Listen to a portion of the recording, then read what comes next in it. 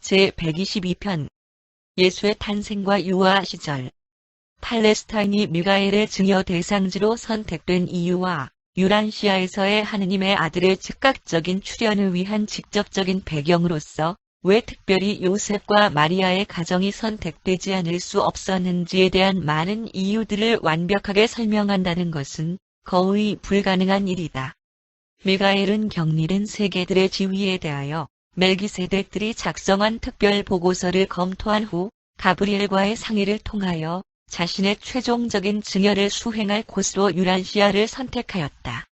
이러한 결정이 내려진 후 가브리엘이 유란시아를 직접 방문하여 인간 집단들에 대해 연구하였고 그 세계의 영적, 지적, 인종적, 그리고 지리적 양상들, 그리고 그것의 민족들에 대하여 조사하였으며 그는 그 결과에 따라 대상 인종을 선정함에 있어서 히브리인들이 상대적인 장점을 가지고 있다는 확실한 결론에 도달하였다. 이 결정이 미가엘의 인준을 받음에 따라 가브리엘은 12인 가족위원회, 보다 높은 우주 개인성들의 계층들 중에서 선택된 를 임명하여 유대인 가정의 생활에 대한 조사 임무를 위임하여 유란시아로 파견하였다. 이 위원회의 임무가 완수되었을 때 유란시아에 나타난 가브리엘은 그 위원회에서 논의된 결과에 의해서 미가엘의 구체적으로 투사된 육신화를 위하여 똑같이 좋은 조건을 가진 가정을 이룰 수 있는 세 쌍의 예비 부부들을 추천받았다. 추천된 그 세 쌍 중에서 가브리엘이 직접 요셉과 마리아 부부를 선택하였으며 그 후에 그가 친히 마리아에게 나타났고 그때 그는 증여될 그 아이의 현세의 어머니가 되도록 그녀가 선택되었다는 기쁜 소식을 그녀에게 전해주었다. 1. 요셉과 마리아. 예수, 요셉의 아들 여호수아의 육신의 아버지인 요셉은 히브리인 중에 히브리인이었음에도 불구하고 목의 선조들에 의해 때때로 비유대적 인종 혈통이 그의 족보에 많이 첨가되었다. 예수의 아버지의 조상은 아브라함의 시대까지 올라가고 이러한 유서 깊은 족장 시대를 지나 더 초기의 혈통 길보를 거슬러 올라가면 수메르인과 노다이트족을 거쳐 고대의 청인종으로 이루어진 남부지방의 종족과 그 위로 안돈과 폰타까지 이어진다. 다윗과 솔로몬은 요셉의 직계 조상이 아니었으며 그의 조상은 아담과도 직계 혈통으로 이어지지 않는다. 요셉의 직접적인 선조들은 기능공들, 건축가, 목수, 석공, 대장장이 이었다. 요셉 자신은 목수였으며 후에는 하도급 업자로 일하였다. 그의 가족은 품이 있는 평민으로 오래전부터 이어져 내려온 유명한 족보에 속해 있었는데 유란시아에서의 종교적 진보와 관련하여 특출하였던 비범한 개별 존재들이 때때로 배출되어 줄곧 남의 눈을 끌어왔다.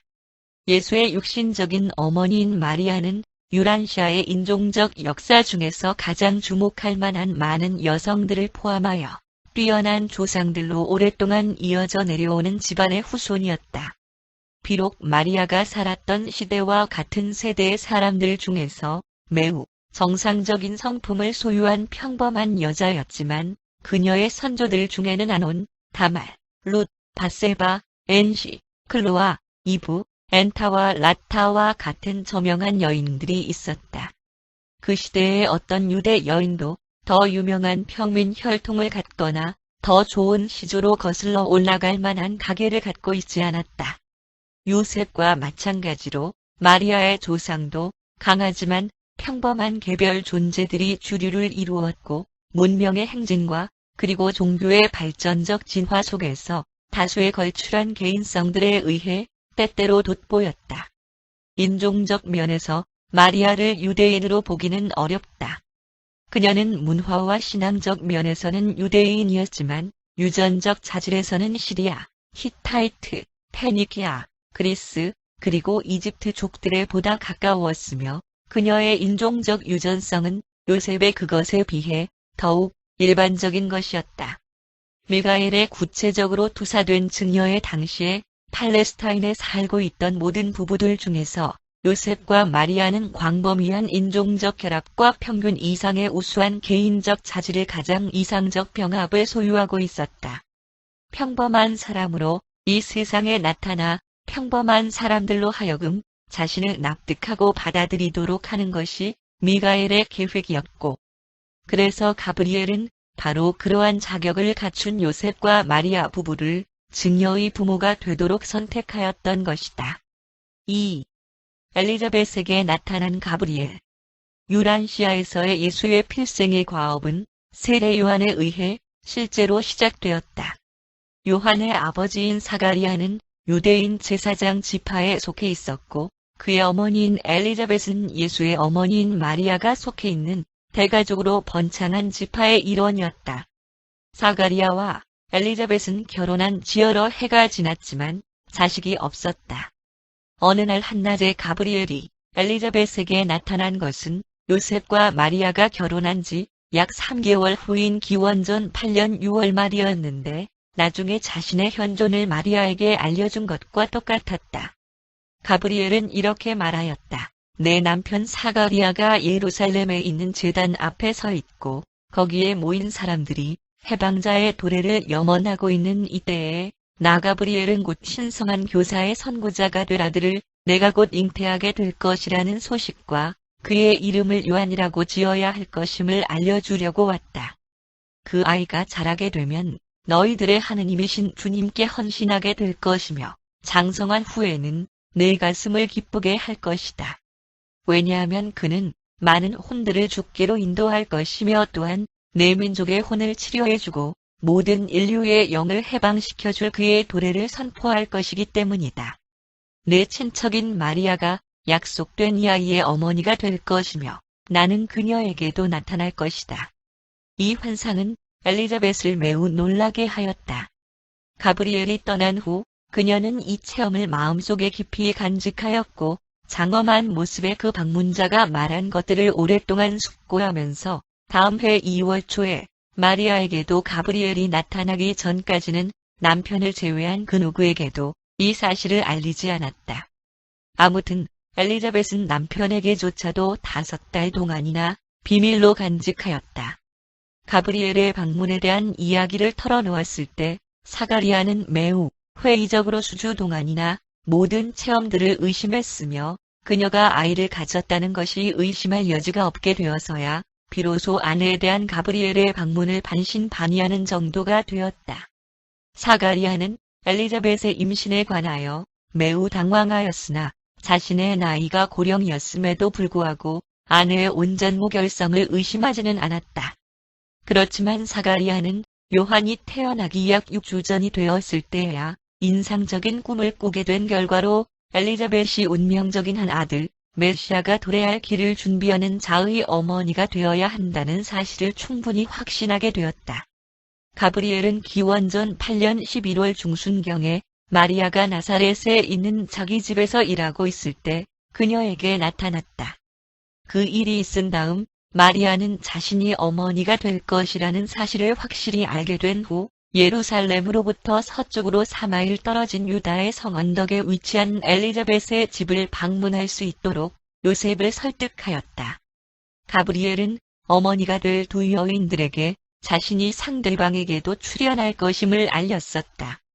자연히 그들은 서로 만나 각자의 체험들을 비교하고 자기 아들들의 미래에 대해 이야기하고 싶어 하였다. 마리아는 자신의 먼 친척이 되는 그 집에 3주 동안 머물렀다. 가브리엘을 만났던 환상에 대한 마리아의 신앙에 엘리자벳이 더욱 힘을 불어넣었고, 그녀는 자신이 곧 낳게 되라모 힘없고 이 세상의 보통이고 평균적인 운명적 아이의 어머니로 부름받은 것에 보다 열심히 헌신하려는 마음으로 집에 돌아갔다. 요한은 기원전 7년 3월 25일에 유다의 도시에서 출생하였다. 사가리아와 엘리자벳은 가브리엘이 약속한 대로 아들이 생긴 것을 매우 기뻐하였으며, 태어난 지 8일째 되는 날 그들은 아이에게 할례를 베풀었고, 그들은 전에 지시받았던 대로 요한이라는 이름을 공식적인 세례명으로 주었다. 사가리아의 조카가 이미 나사렛으로 길을 떠났는데 엘리자벳이 아들을 낳았고 그 이름을 요한이라 할 것이라는 그녀의 소식을 마리아에게 전해주기 위해서였다. 요한은 자신이 자라게 되면 영적 지도자가 되고 예언자가 되어야 한다는 관념을 아주 어렸을 때부터 부모로부터 조심스럽게 전수받았다. 그리고 요한의 가슴 밭은 그러한 씨앗이 언제 뿌려지더라도 항상 준비되어 있었다. 아주 어렸을 때에도 그는 자기 아버지가 봉직하는 기간 동안 성전에서 자주 눈에 띄었고 자기 눈에 보이는 모든 것들의 의의에 대해 크게 감동되곤 하였다. 3. 마리아에게 가브리엘이 알림.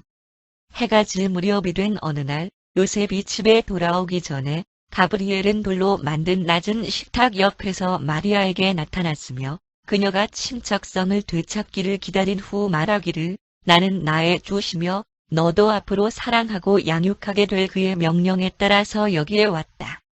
마리아야, 나는 기쁜 소식을 전하러 왔는데 너의 임신은 하늘이 정한 것이고 때가 되면 내가 한 아들의 어머니가 될 것이며 너는 그의 이름을 여호수아라고 불러야 하고 그는 이 땅에서 또한 사람들 중에서 하늘의 왕국의 막을 열 것이다.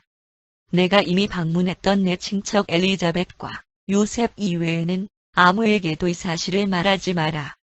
그녀 또한 요한이라 불릴 아들을 낳을 것이며 그는 내 아들이 막강한 힘과 깊은 신념으로 사람들에게 해방의 메시지를 전하게 될 길을 예비할 것이다. 마리아야, 나의 말을 의심하지 말라. 왜냐하면 이 집이 운명의 아이가 이 세상에서 거주할 곳으로 선택되었기 때문이다. 나의 축복이 너와 함께 있을 것이며 지도자들의 힘이 너를 강하게 해줄 것이며 또한 온 세상의 주님께서 너를 보호할 것이다. 마리아는 자신이 확실히 아이를 가졌다는 사실을 깨달을 때까지 가브리엘의 방문에 대하여 여러 주 동안 가슴속으로만 은밀하게 숙고하였으며 이 이상한 일들을 남편에게 감히 이야기하지 못하고 있었다. 요셉이 이 사실을 모두 알게 되었을 때 마리아에 대한 자신의 깊은 신뢰감에도 불구하고 마음이 동요되어 여러 날 동안 잠을 설쳤다. 요셉은 처음에는 가브리엘의 방문을 의심하였다. 그러고 나서 마리아가 정말로 신성한 사자로부터 음성을 들었고 그의 모습을 보았었다는 사실이 거의 믿어지게 되었을 때 어떻게 그런 일이 일어날 수 있는지를 깊이 생각하면서 괴로워하였다. 인간에게서 태어난 아이가 어떻게 신성한 운명의 자녀가 될 수 있겠는가?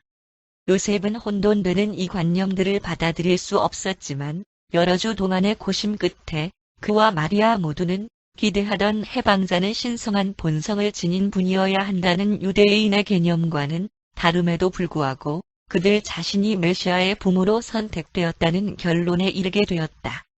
이러한 중대한 결론에 이르자 마리아는 엘리자벳을 방문하기 위해 서둘러 떠났던 것이다. 마리아는 돌아오는 길에 자기 부모인 요아킴과 한나를 방문하였다. 그녀의 부모를 위시하여 두 오빠들과 두 언니들은 이때 가브리엘의 방문에 대해 아무것도 모르고 있기는 하였지만 예수의 이 신성한 임무에 대해 늘 심한 회의적인 태도를 보였다. 그러나 마리아는 자기 아들이 장차 위대한 선생이 되도록 운명 지어졌다고 생각한다는 사실을 자기 언니 살로메에게 털어놓았다. 가브리엘은 예수가 잉태된 다음 날 마리아에게 이 소식을 전했었고 그의 방문은 그녀가 약속의 아이를 임신하고 출산하는 전체 체험 중에서 일어난 단 한 번의 초자연적인 사건이었다. 4. 요셉의 꿈. 요셉은 자기가 매우 인상적인 꿈을 꾸기 전까지는 마리아가 특별한 아이의 어머니가 될 것이라는 관념을 감내할 수 없었다. 그 꿈속에서 밝게 빛나는 천상의 사자가 그에게 나타나 말한 것들 중에서 주요 내용은 이렇다. 요셉아, 나는 저 높은 곳을 지배하고 계시는 그의 명령에 따라서 왔는데 장차 세상의 위대한 빛이 되실 아들을 마리아가 잉태하게 될 것에 대해 너에게 설명해 주라는 지시를 받았다. 그의 안에 생명이 있을 것이며 그의 일생은 인류의 빛이 될 것이다.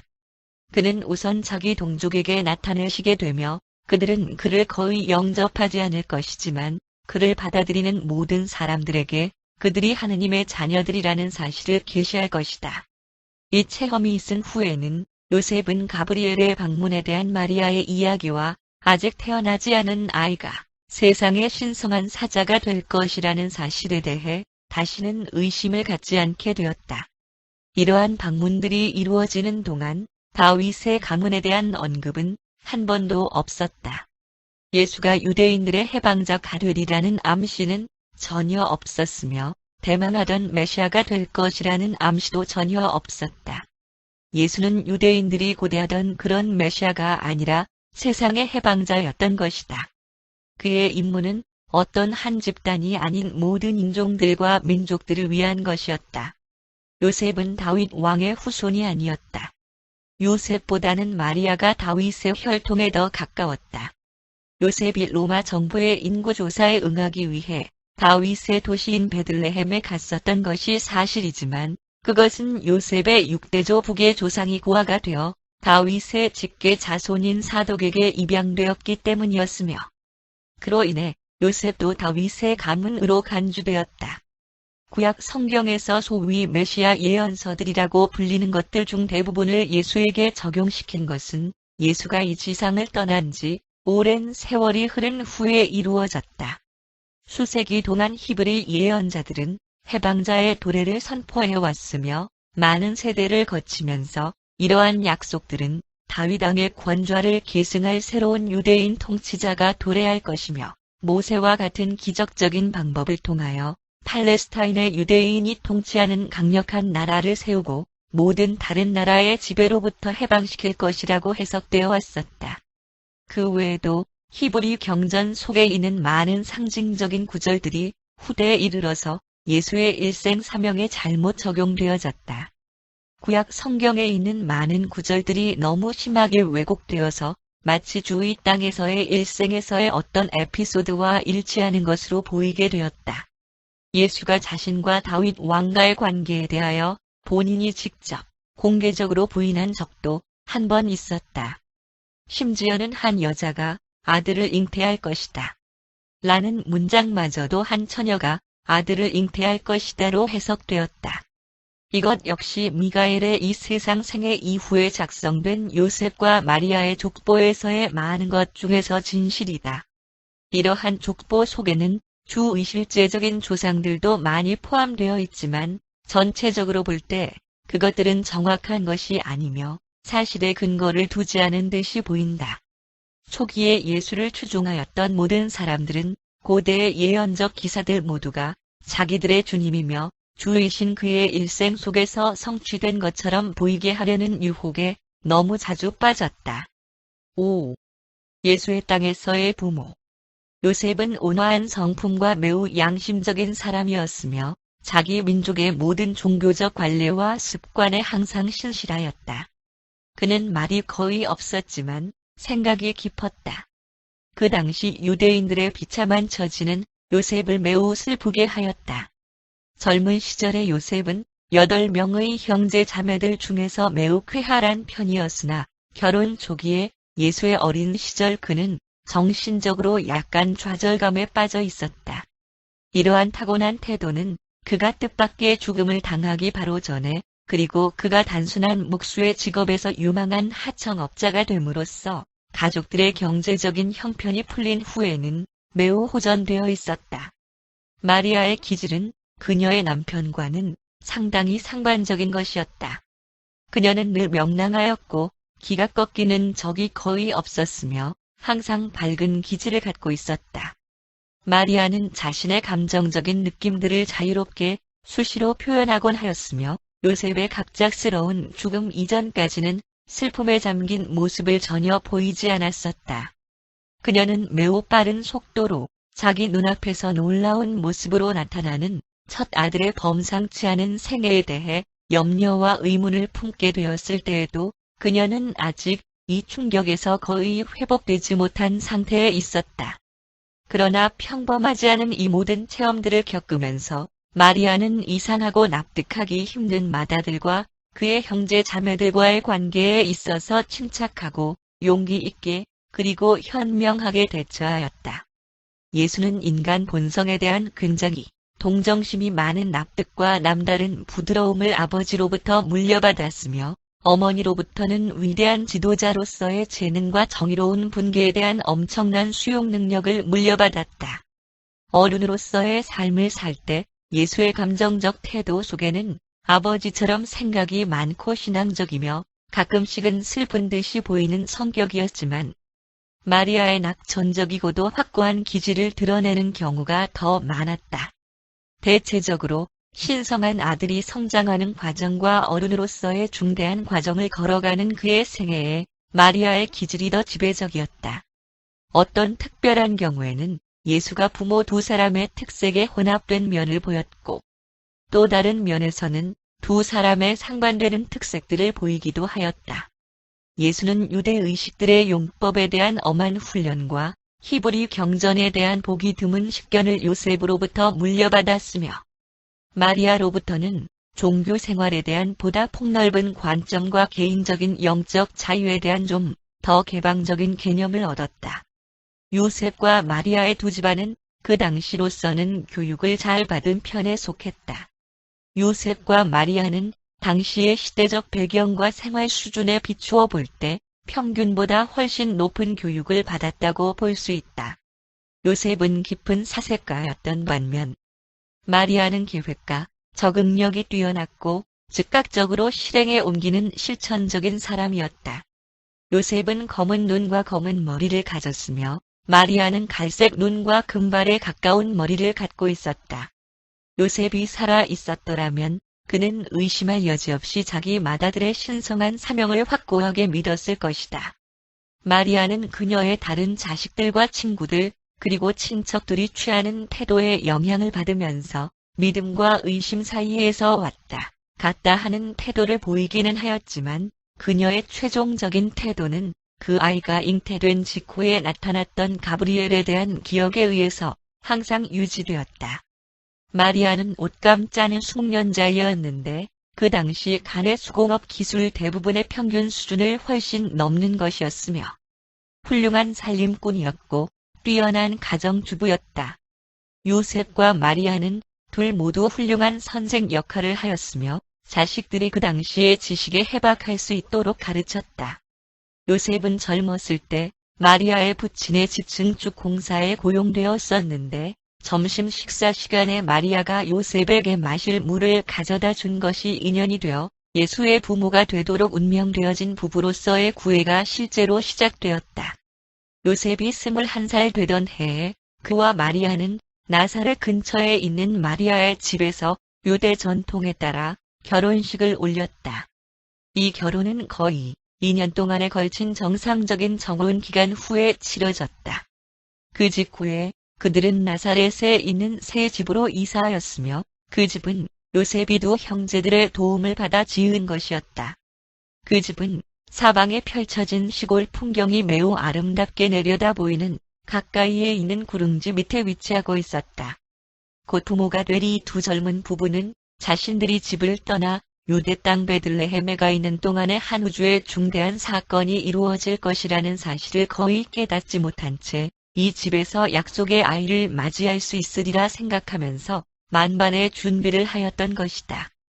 요셉 쪽의 가족 대부분은 예수의 가르침을 믿는 신자들이 되었지만 마리아 쪽의 사람들은 예수가 이 세상을 떠나기 전까지는 그를 믿는 자가 거의 없었다.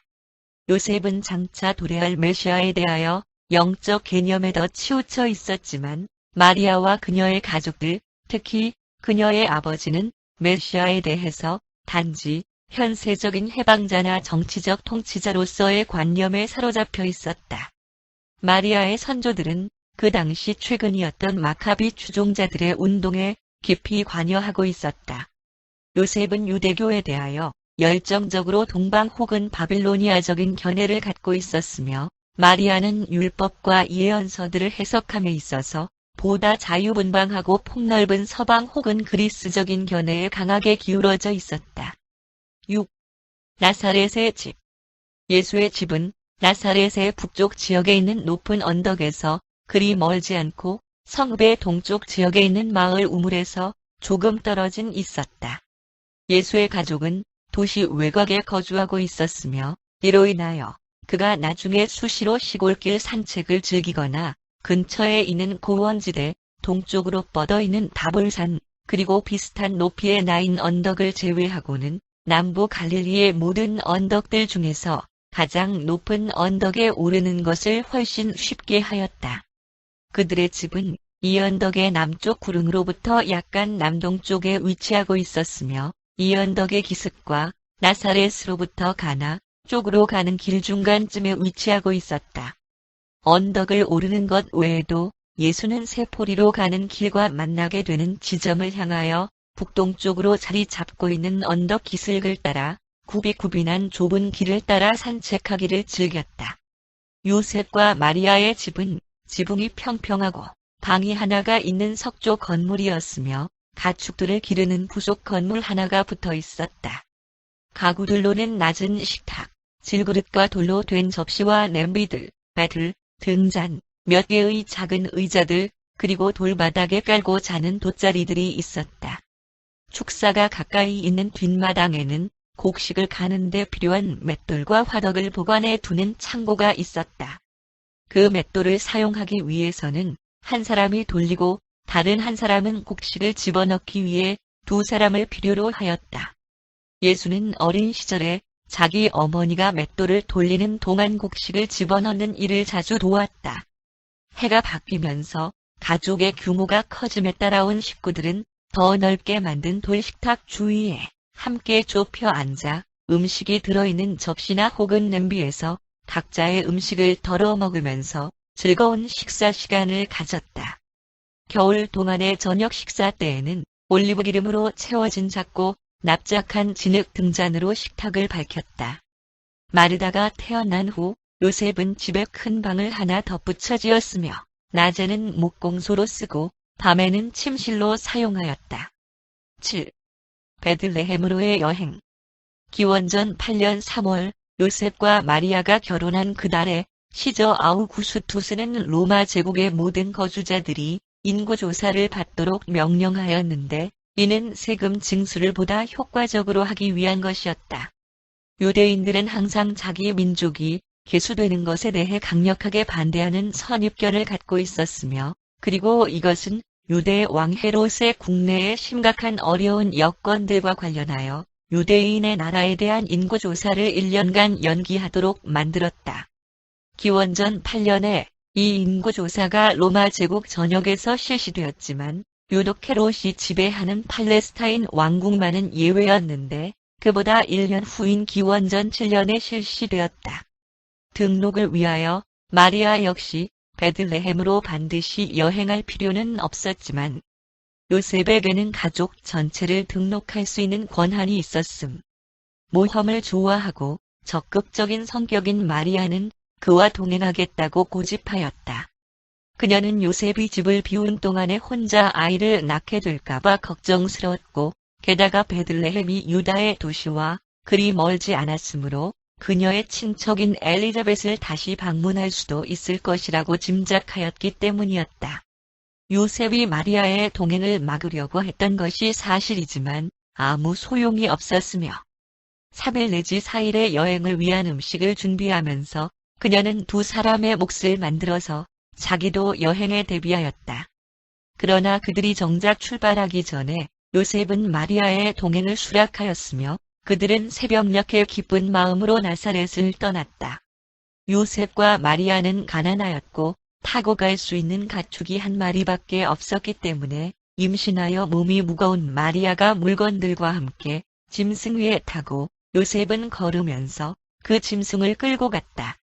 요셉은 최근에 자기 아버지가 몸을 못 쓰게 되어 부모들도 부양해야 되었기 때문에 자기 집과 살림 가구 등을 유지하기가 크게 부담스러워졌었다.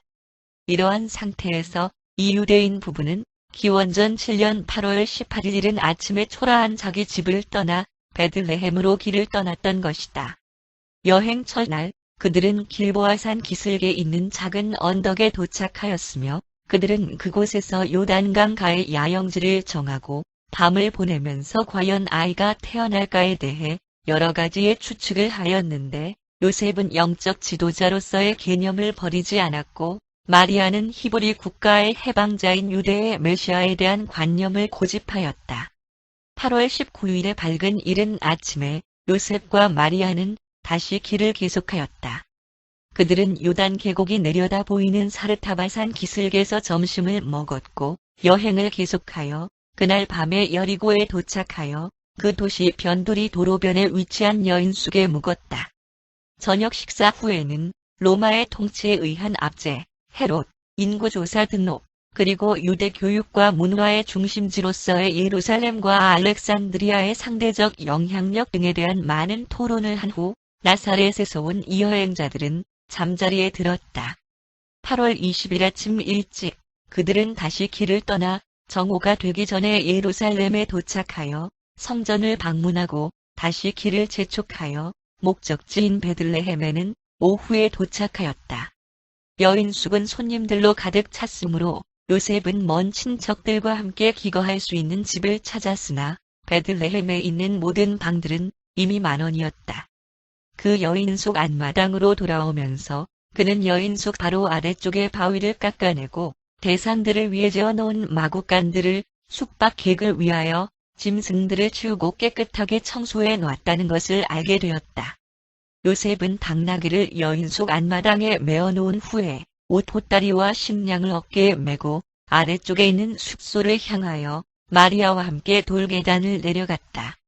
그들의 숙소는 전에 곡식 창고로 사용되었던 곳이었으며 맞은편에는 마구간과 구유가 놓여 있었다. 천막 휘장이 드리워져 있었고 그들은 이런 안락한 장소나마 얻을 수 있었던 것에 대해 운이 좋았다고 생각했다. 요셉은 바로 나가서 등록하려고 생각했었지만 마리아는 매우 지쳐 있었으며 상당히 고통스러워진 그녀는 자기 곁에 있어주기를 간절히 원했고 그는 아내의 말대로 하였다. 8. 예수의 탄생.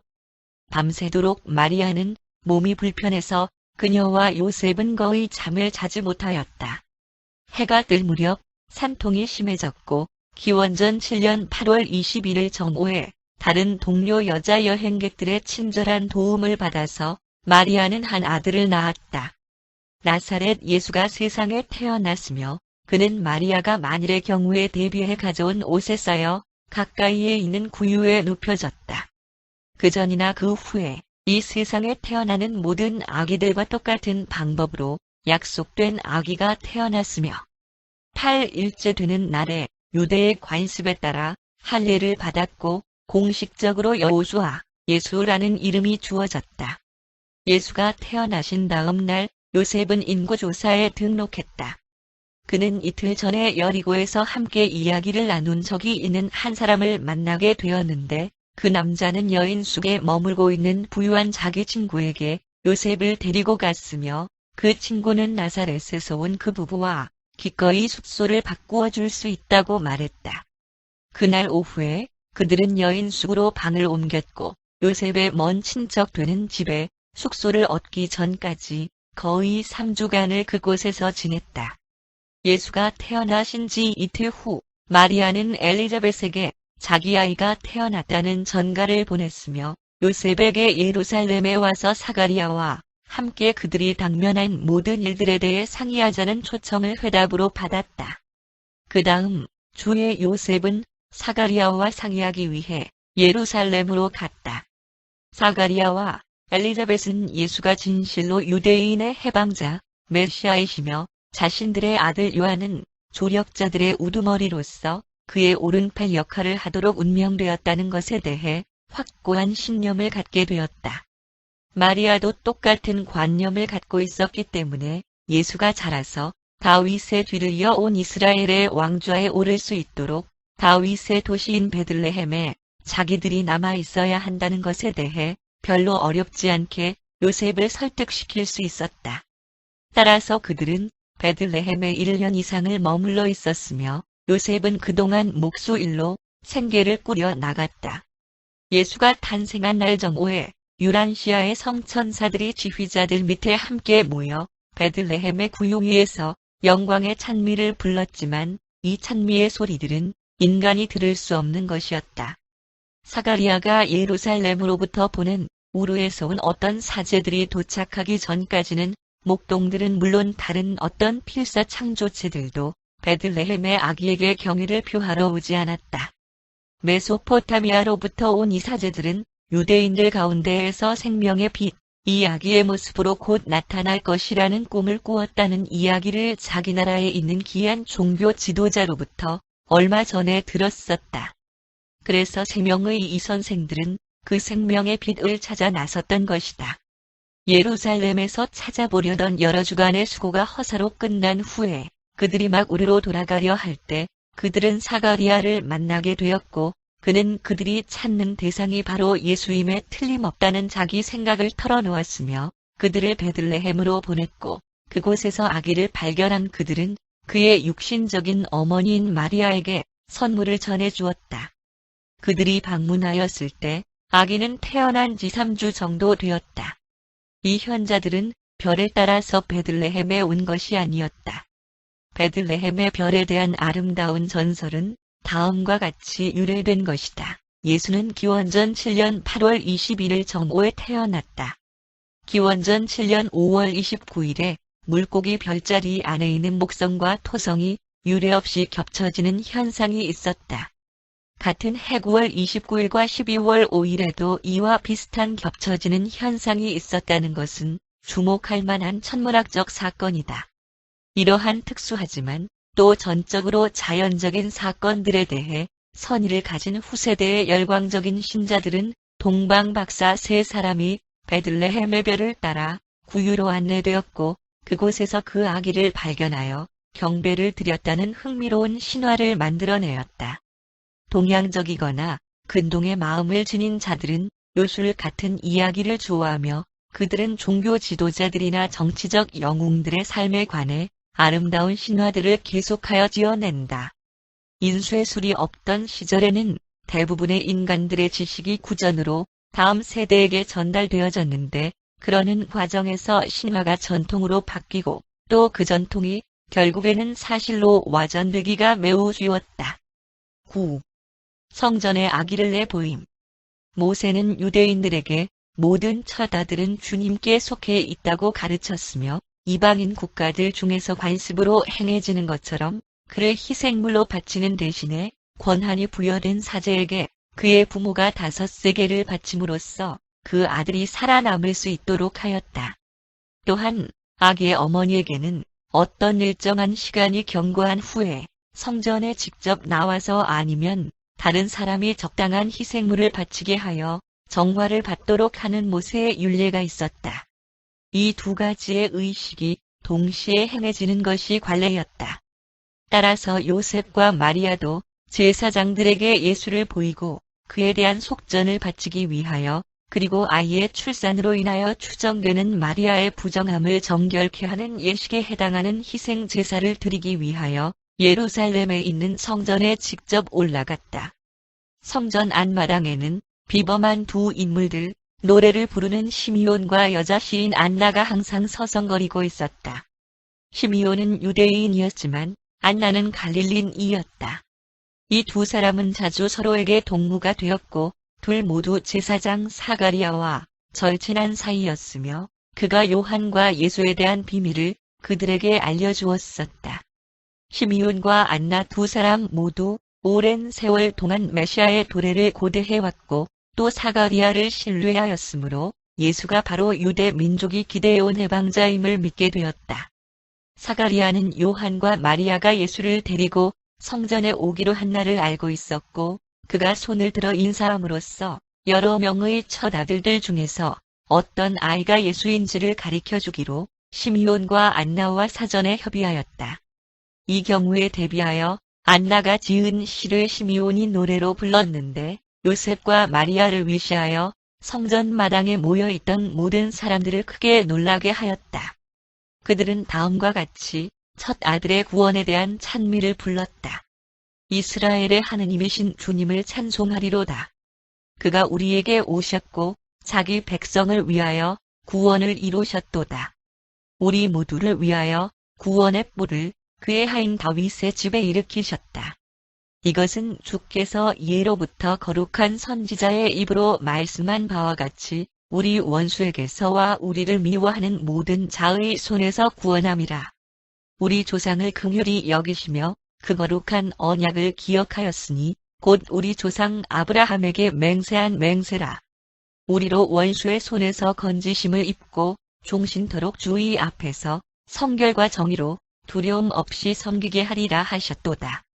이 약속에 하여 내가 지고자의 선지자라 일컬음을 받고 주님 앞에 가서 그의 왕국을 건설하여 그의 백성에게 그 죄 사함으로 말미암는 구원을 알게 하리니 이는 우리 하느님의 긍휼을 인함이라. 이로써 돋는 해가 위로부터 임하여 어두움과 죽음의 그늘에 앉은 자에게 비추이고 우리 발을 평강의 길로 인도하시리로다. 주님, 이제는 말씀한 대로 당신의 하인을 평안히 놓아 주소서. 내 눈이 주의 구원을 보았사오니 이는 만민 앞에 예비한 것이요 이방을 비추는 빛이요 주의 백성 이스라엘의 영광이나이다. 베들레헴으로 돌아오는 길에 요셉과 마리아는 혼동되고 위압되어 아무 말이 없었다. 마리아는 늙은 여자 시인인 안나의 작별 인사 때문에 매우 불안하였고 요셉은 예수를 유대 민족이 고대하던 메시아인 것처럼 만들려는 그들의 때 이른 노력이 달갑지 않았다. 10. 헤롯의 행동. 그러나 헤롯의 감시자들도 가만히 보고 있지만은 않았다. 우르에서 사제들이 베들레헴을 방문했다는 보고를 받자 헤롯은 그 갈대아인들을 자기 앞에 출두시켰다. 그는 이 현자들에게 새로운 유대인의 왕에 대해 자세히 캐물었지만 그들은 인구조사에 응하러 남편을 따라온 한 여인이 베들레헴에서 아기를 출산했다는 대답밖에 해주지 않았다. 이 대답에 만족할 수 없었던 헤롯은 그의 왕국은 세속적이 아닌 영적인 것이 될 것이라고 그들이 주장하였기 때문에 그들에게 돈을 주어 보내면서 헤롯 자신도 그 아기에게 가서 경배할 수 있도록 그 아기를 찾아 보고하라고 지시했다. 그러나 이 현자들이 다시 돌아오지 않자 헤롯의 의심은 더 심해졌다. 그가 이 일들에 대해 마음속으로 숙고하고 있을 때 그의 정탐꾼들이 돌아와서 성전에서 최근에 생긴 일들에 대해 보고했으며 예수의 속전 예식에서 시므온이 노래한 가사들 일부의 사본도 가져왔다. 그러나 그들은 요셉과 마리아를 추적하는 데 실패하였으며 헤롯은 그 부부가 아기를 어디로 데리고 갔는지를 알아내지 못하였으므로 그들에게 크게 화를 냈다. 그러고 나서 그는 요셉과 마리아를 찾도록 사람들을 보냈다. 헤롯이 나사렛에서 온 그 가족을 쫓고 있다는 것을 알게 되자 사가리아와 엘리자벳은 베들레헴에서 멀리 떨어져 있었다. 그 아기는 요셉의 친척들 집으로 숨겨졌다. 요셉은 일자리를 구하기가 두려웠으며 따라서 그들의 얼마 안 되는 저축은 금방 바닥이 났다. 요셉은 성전에서 마리아의 정결 예식을 위해 모세가 가난한 사람들에게 제정해 준 정결 제물 예법대로 어린 비둘기도 마리만 바쳤을 정도로 가난해 있었다.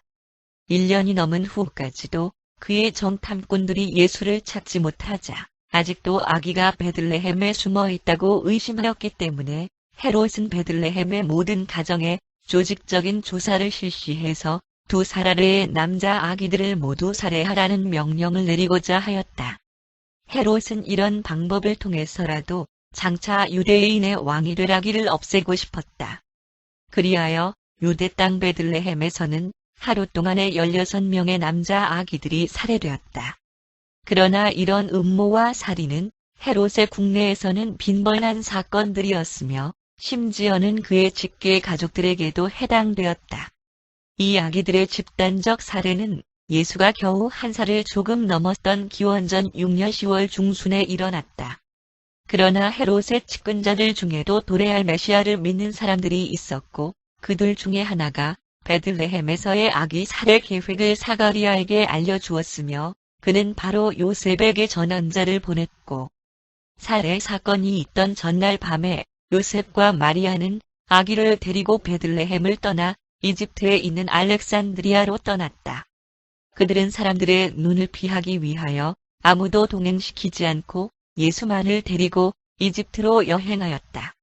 사가리아가 마련해준 돈으로 그들은 알렉산드리아로 갔으며 마리아와 예수가 요셉의 한 부유한 친척의 집에 머무르는 동안 요셉은 직접 일을 할 수 있었다.